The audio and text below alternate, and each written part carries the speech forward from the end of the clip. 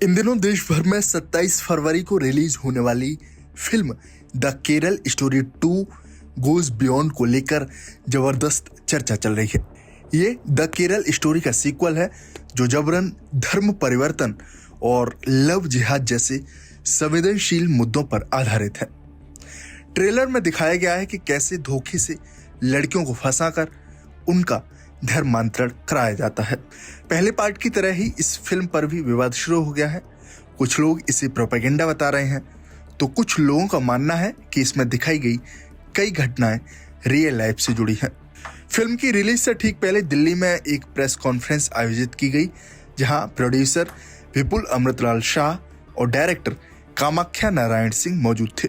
इस दौरान झारखंड, बिहार, पश्चिम बंगाल समेत कई राज्यों से 30 से ज्यादा महिलाओं को बुलाया गया जिन्होंने खुद को ऐसी घटनाओं की पीड़िता बताते हुए अपनी आपबीती बताई।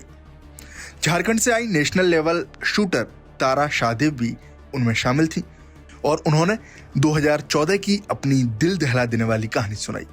तारा ने इस फिल्म को आंख खोलने वाला बताया और कहा कि ये फिल्म उनकी जैसी सच्ची घटनाओं को सामने ला रही है। बहरहाल इस वीडियो में हम बात करेंगे झारखंड की नेशनल लेवल शूटर तारा शाहदेव की उस दिल दहला देने वाली कहानी की जो 2014 में शुरू हुई और पूरे देश को झकझोर गई। यह सिर्फ एक शादी की कहानी नहीं बल्कि धोखे, प्रताड़ना और जबरन धर्म परिवर्तन की सच्चाई है जिसे आज लव जिहाद के नाम से भी जाना जाता है। तो कहानी शुरू होती है 7 जुलाई 2014 से। इस दिन तारा शाहदेव की शादी रांची के एक होटल में रंजीत सिंह नाम के शख्स से हिंदू रीति रिवाज से हुई। तारा के मुताबिक ये शादी एक जज ने कराई थी। वही तारा के घर रिश्ता लेकर पहुंचा था। ये जज झारखंड हाईकोर्ट के तत्कालीन रजिस्ट्रार विजिलेंस मुश्ताक अहमद थे जो बाद में मामले में आरोपी बना। तारा के साथ असली कहानी शादी के ठीक दूसरे दिन ही शुरू हो गई थी जिसने सब कुछ बदल दिया। रंजीत ने तारा पर इस्लाम कबूल करने का दबाव डालना शुरू कर दिया। कहा गया कि निकाह करवाना होगा। तारा ने मना किया तो मारपीट शुरू हो गई। आरोप है कि उन्हें कई दिनों तक भूखा रखा गया, शारीरिक शोषण किया गया। कुछ समय बाद तारा को पता चला कि रंजीत सिंह असल में रकीबुल हसन है, एक मुस्लिम शख्स जिसने पहचान छिपाकर शादी की थी। उसकी मां कौशलानी भी इसमें शामिल थी। तारा पर जबरन इस्लाम कबूलने का दबाव बढ़ता गया। मुश्ताक अहमद ने भी इसमें मदद की। कहा जाता है कि उसने मुस्लिम मौलवियों को बुलाकर निकाह करवाने की कोशिश की। ये सब होते देख तारा टूट गई। आज अगर कोई इंसान, मुझे सच बताइए उतना पता भी नहीं है कि कौन है ये लोग, बस मुझे इतना पता है कि उन्होंने सोसाइटी को एक ऐसा मुद्दा सामने ला कर दिया जिसके लिए हम आज 10-11 साल से स्ट्रगल कर रहे हैं। कोर्ट में आप जाओ, कई केसेस हैं जो इस टॉपिक पर है। तो उस मुद्दे को अगर हम सोसाइटी को दिखा रहे हैं तो मुझे नहीं लगता है कोई क्रुएलिटी या नॉनसेंस है। ये वो चीजें हैं जिसको हम कभी चर्चा ही नहीं करना चाहते। काश अगर हमारे घर में पहले चर्चा हुआ होता तो हम उसके विक्टिम नहीं होते। तो मुझे लगता है ये केरला स्टोरी जैसी स्टोरी हमें आईज ओपनिंग होती है। उसमें वो चीजें कुछ शायद गंदी, जो आप कहते हो लैंग्वेज में गंदी है, नॉनसेंस है, तो वही तो हो रहा है ना हमारे साथ। जिस चीज को आप देखना पसंद नहीं कर रहे हो वो आपकी सोसाइटी की लड़कियों के साथ हो रहा है, तो आप कैसे रोकोगे। तारा शाहदेव ने अगस्त 2014 में कोतवाली थाने में शिकायत दर्ज कराई। मामला इतना गंभीर था कि 2015 में सीबीआई ने जांच अपने हाथ में ले ली। सीबीआई ने गहराई से जांच की जिसमें करीब 20 से ज्यादा गवाहों के बयान दर्ज हुए, सबूत पेश किए गए, जिसके बाद 30 सितंबर 2023 को रांची की स्पेशल सीबीआई कोर्ट के जज प्रभात कुमार शर्मा ने तीनों मुख्य आरोपियों को दोषी करार दिया।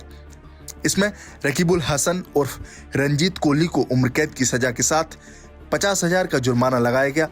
इसके साथ ही रकीबुल की मां कौशलानी को 10 साल की सजा के साथ 50,000 का जुर्माना लगाया गया।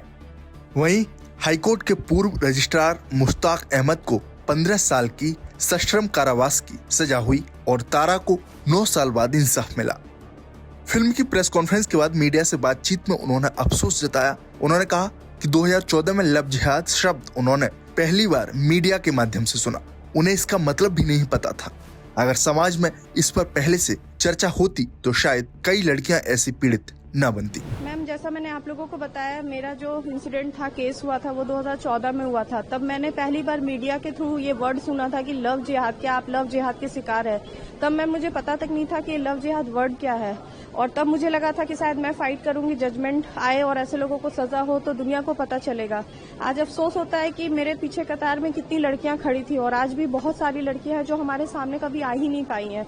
और ये एक ऐसा मुद्दा है मैम, जिससे बहुत सोसाइटी के आधे से ज्यादा लोग ये सिर्फ मानकर चलते हैं कि लड़की बहकावे में आ गई, उसने अपनी इच्छा से जो किया। मतलब सिर्फ मैम ये लड़की का गलती होना या समझ लो किसी परिवार का कमजोर होने का मुद्दा नहीं है।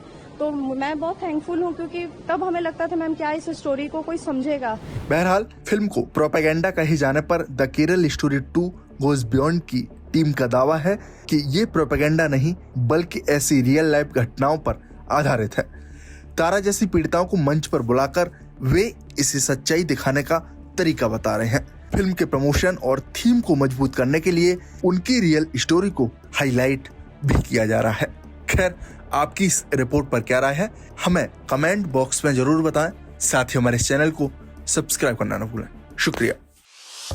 भारत बज़ लाइव, हर खबर में भारत।